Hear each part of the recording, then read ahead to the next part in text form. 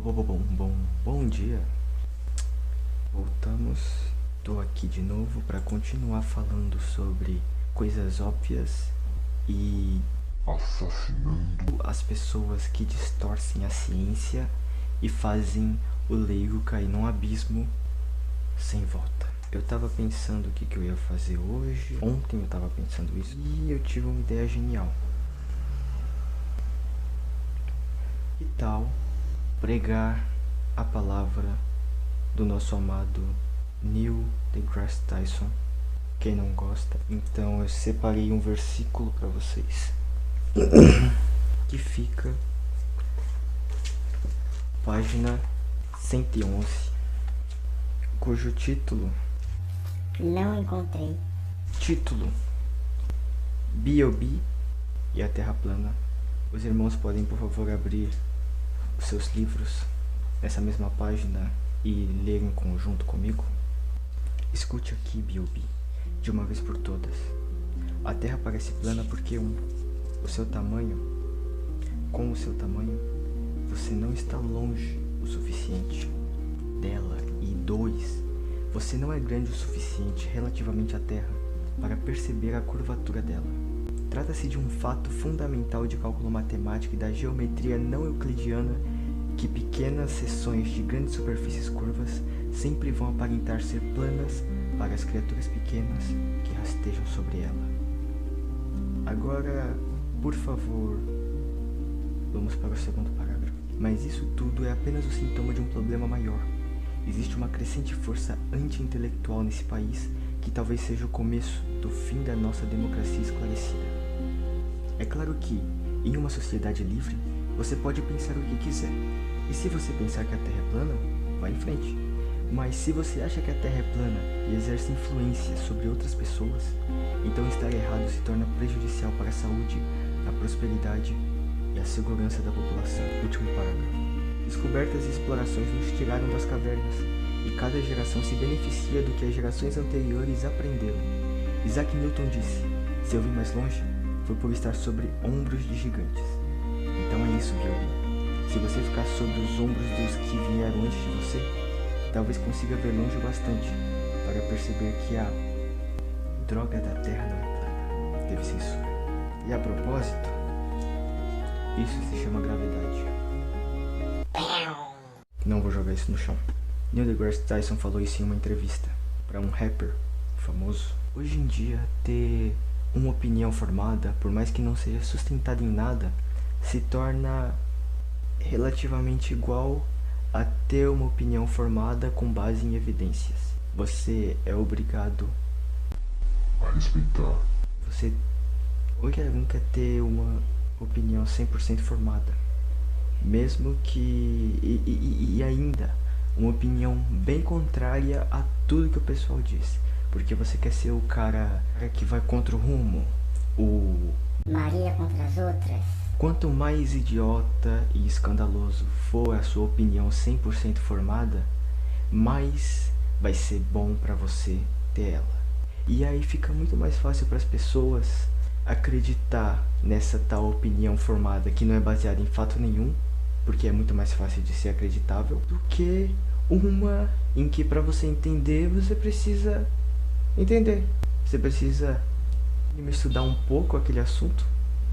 Como o Neil deGrasse Tyson disse, é um conhecimento que é passado. Precisávamos de Galileu, precisávamos de Newton, precisávamos de Einstein, precisávamos de Planck. E um foi pegando do outro e acrescentando para construir esse grande muro científico que a gente tem aqui atrás. E aí chega uma pessoa e não quer ter acesso a nenhum desses tijolinhos, cria sua própria opiniãozinha e sai convertendo as pessoas para esse lado que é muito mais fácil do que o lado do castelo que está ali atrás. Eu tive a genial ideia de ver uns vídeos no YouTube de pessoas falando da tal ciência. Só que falando da tal ciência como se ela fosse uma simples teoria. Eles não sabem 100% do que eles estão falando. Eles estão tirando uma ideia, uma estimativa. Eles estão tirando Deus de lado para tentar explicar como as coisas são, mas não tão 100% certo, nada é 100% certo. Será que a ciência é só uma teoria? Será que é só uma aproximação, uma ideia? Bom, se você assistiu os 2 vídeos passados, e olha como esse tá melhor que os outros 2, né? Eu acho que tá. Será que está? Você sabe que não. Mas se você não viu, se você tem essa dúvida, fica aqui, que a gente vai discutir isso. Eu vou discutir isso. Caramba, eu tenho que separar os vídeos antes. Você sempre tá encontrando esse tipo de vídeo mais idiota em todo lugar. Quando você quer buscar, eles somem pra você. Só que eu acabei encontrando algumas coisas mais interessantes. Pessoas contradizendo teorias científicas fortificadas em evidência e praticamente não passíveis de discussão, dizendo que são só meras teorias e que podem ser facilmente refutadas. Será que pode mesmo ser refutada? A teoria que mais entra em confronto com esse tipo de pessoal é a teoria da evolução. E aqui o que eu tenho é exatamente um monte de vídeo falando sobre isso. Evolucionismo, uma fraude preconceituosa. Como a ciência desmente o evolucionismo e explica o criacionismo. Primeiro vamos ver como a ciência desmente o evolucionismo. A seleção natural é um deles. Começou falando da seleção natural. Tá gravando? A seleção natural, segundo Darwin, seria o mecanismo pelo qual a vida teria evoluído. O problema é que o que nós sabemos hoje de seleção natural está ligado diretamente à quantidade de informação genética que um organismo tem. Para que seleção natural ocorra, algo tem que se transformar em alguma outra coisa. Primeiro, a informação genética disponível não faz com que isso daqui se transforme naquilo lá. O que ele está querendo dizer aqui é que a seleção natural seria a transformação de um indivíduo em outro por meio da procriação. Você tem uma quantidade de dados genéticos em um indivíduo que forma esse indivíduo, e ele está dizendo que não existe informação genética para se embaralhar e criar um indivíduo diferente, que seria a evolução. Você tem um bicho e aí depois ele vira outro. Só que isso está muito distante do que realmente é a evolução, porque o que ele está falando aqui está mais para um Pokémon evoluindo mesmo, virando um bicho completamente diferente.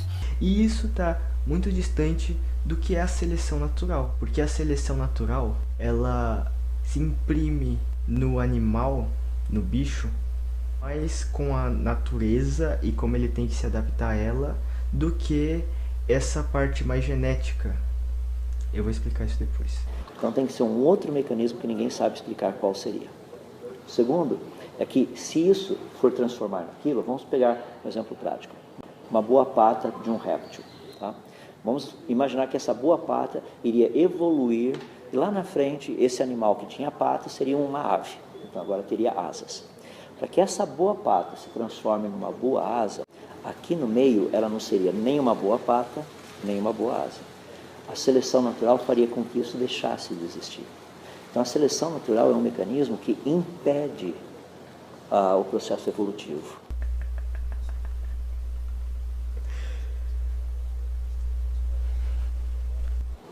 Exatamente o contrário daquilo que muitos acreditavam. Não somente isso, como nós temos vários outros aspectos, principalmente agora, a parte principal é a parte genética. O que nós temos aprendido é, tanto na informação genética, a sua complexidade, que a informação não é um meio onde essa informação está guardada. Por exemplo, para entender melhor, eu posso pegar o sistema operacional Windows e colocá-lo num DVD, eu posso colocar num pendrive, ou num HD, um disco rígido. O que eu estou passando de um lugar para outro? Uma matéria. Estou passando algo que nós chamamos de informação. E informação e onde a informação está guardada são duas coisas diferentes. Por muitos anos as pessoas achavam que a informação e aonde a informação estava guardada era uma coisa só. Se eu descobrir a origem de onde essa informação está guardada, como que esse negócio chegou até aqui, eu saberia a origem da informação também. O que nós percebemos hoje é que isso não é verdade. A informação não está relacionada diretamente à origem da informação. O que ele está falando? E, Por exemplo, o registro fóssil é algo fascinante também. Darwin, quando ele escreveu o seu livro, ele disse que o maior problema com a sua teoria é que não havia evidências de evolução. Lá. A gente está no século XXI. Em 1979, quando a teoria de Darwin completou praticamente 120 anos, saiu uma reportagem muito interessante. O Dr. David Raup, escrevendo a respeito do registro fóssil, disse que a situação não tinha melhorado muito e que até mesmo hoje, ou seja, em 1979, eles tinham muito menos fósseis que eram exemplos de evolução do que Darwin tinha na época dele. Mas Darwin disse que ele não tinha nenhum. E hoje eles tinham menos. Essa conta para mim é estranha.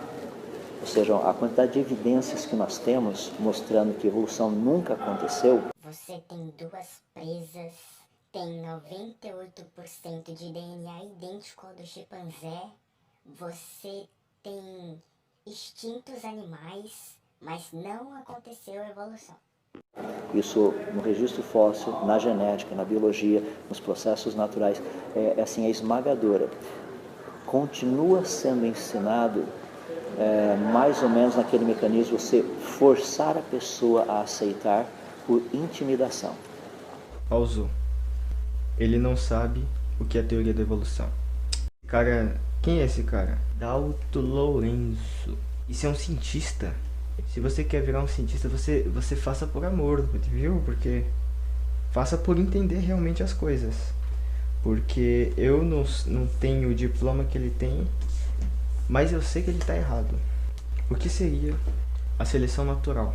No primeiro vídeo eu falei do vírus, né, que ele é um ótimo exemplo de seleção natural, de evolução, de adaptação, e eu disse que eu tinha um mais fácil para explicar. E eu tenho com ratos. Vamos imaginar uma terra plana, não a terra dos terraplanistas, vamos imaginar um ambiente plano. Um ambiente plano, seco, marrom. E vamos colocar uma família, um casal de ratinhos brancos e um casal de ratinhos marrons. Tem espaço suficiente para esses ratinhos se esconderem, mas tem predadores suficientes também. Qual você acha que é mais fácil de ser encontrado pelos predadores? O ratinho branco, que se sobressai no ambiente marrom, ou o ratinho marrom, que é da cor do ambiente marrom? Qual você acha que se esconderia melhor? Os dois vão se esconder, os dois têm chance de sobreviver e de procriar e de ter a próxima geração, que vai herdar os seus traços genéticos também. Então os próximos dos brancos, provavelmente, se for a raça pura, vai continuar sendo branco. Os dos marrom, marrom. Os de marrom, eles vão ter maior sucesso reprodutivo, porque eles têm mais sucesso de se esconder. Eles conseguem se esconder melhor, então eles vão ter uma vida maior e mais chance de ter filhos que também vão herdar essa parte marrom. O que vai acontecer é que com o passar do tempo, os brancos, por morrerem mais, por se reproduzirem menos, vão diminuir. A população de ratos brancos vai diminuir. E o que vai acontecer com a população de ratos marrons? Vai aumentar. Olha só, isso é seleção natural. Você tinha dois ratos de duas cores. O ambiente moldou esses dois ratos para que as próximas gerações fossem ficando cada vez marrom. E vai chegar um tempo em que o marrom vai ser predominante, só que você sempre tem um espaço de evolução estatisticamente estável. Ai meu Deus, perdoem aí a minha capacidade de errar qualquer sigla que eu tente memorizar. É estratégia evolutivamente estável, não evolução evolutivamente estável, estatisticamente estável. Eu sempre embaralho depois. Eu tô lendo isso agora, como eu já li um monte de vezes, mas depois eu vou esquecer e vou continuar falando aquela coisa de novo. O lance é que esse é um termo muito interessante que eu vou explicar depois de ter errado miseravelmente o nome, mas eu quero ler um pouquinho sobre esse termo aqui para vocês entenderem um pouquinho qual é o lance dele. Olha, é um conceito importante para a teoria da evolução, que é o de estratégia evolutivamente estável ou estratégia evolutivamente estável, que é o que eu falei, o qual utilizou da teoria dos jogos para ser estabelecido. EEE é uma estratégia que se perpetua no tempo por não ser vulnerável a estratégias alternativas. Ou, segundo Richard Dawkins, uma EEE é uma estratégia que se sai bem contra cópias de si mesma. Pode-se pensar o seguinte: uma estratégia bem-sucedida é aquela que é dominante na população. Então ela tem grandes chances de se encontrar cópias de si mesma, já que como ela é uma boa estratégia e ela é usada pela maior parte da população, a EEE vai ser a estratégia que se sai melhor que essa que a maioria da população está usando. Sendo assim, se ela não se sair bem contra cópias de si mesma, ela não continuará sendo bem-sucedida. Então, a EEE entra aí. Essa segunda definição não tem a precisão matemática que a primeira tem, porém ela tem a capacidade de transmitir a essência do que é uma EEE. Eu falo evolução evolutivamente estável, mas não é assim. Richard Dawkins criou esse termo, se eu não me engano, e é um nível de estabilidade ali. Vai chegar uma hora em que outra coisa vai se sair melhor do que o rato marrom. Talvez o predador ele também se adapte ao rato marrom, e aí ser marrom não funcione mais, o que vai pesar para o rato se modificar para uma outra coisa. Não quer dizer que o rato vai ganhar uma asa de uma geração para outra, mas pode mudar a pigmentação de cor, pode mudar o jeito que ele se esconde, pode mudar o seu tamanho. Isso é a seleção natural, de um jeito bem simples. Não é esse embaralhamento genético e um bicho vira outro. E Realmente, o cara da evolução, eu esqueci o nome dele, é o déficit de atenção. Charles Darwin, ele tinha medo de publicar a sua teoria, porque naquela época era tudo muito ortodoxo e ele não tinha provas físicas. Tinha provas, mas colocam aspas aí, porque toda a teoria que ele fez foi baseada nas observações que ele tirou da própria viagem que ele fez no navio, coisa lá, e da sua observação aos espécimes das ilhas, da diversidade dos espécimes. A intuição de que aquele deve ser o jeito certo que acontecem as coisas.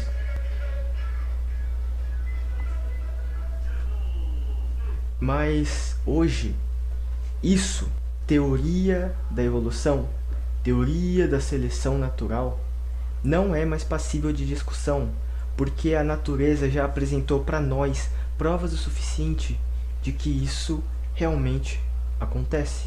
Se você estudar a geração de moscas, se você estudar a geração de ratos, se você estudar animais que têm uma vida curta e se reproduzem rápido, plantas, você vai testar na prática o como isso funciona, o como nós somos resultados disso, como o ambiente influencia.